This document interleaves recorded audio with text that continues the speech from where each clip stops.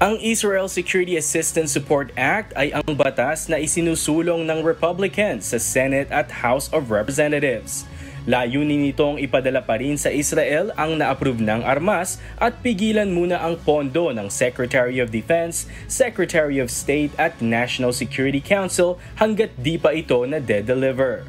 Ayon sa White House, hindi sang-ayon ang administrasyon sa naturang panukalang batas dahil hindi ito akma sa foreign policy objectives ng Estados Unidos.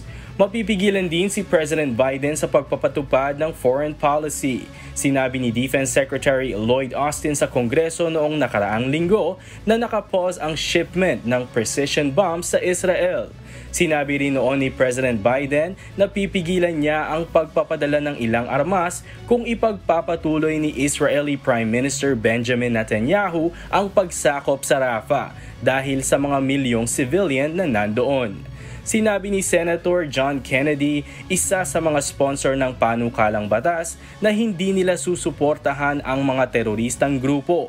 Kailangan umanong suportahan ng Amerika ang kaalyado nito sa Middle East upang masugpo ang Hamas.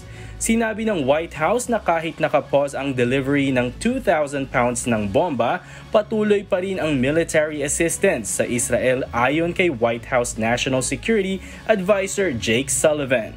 Jazz Masakayan, humahataw sa balita ngayon.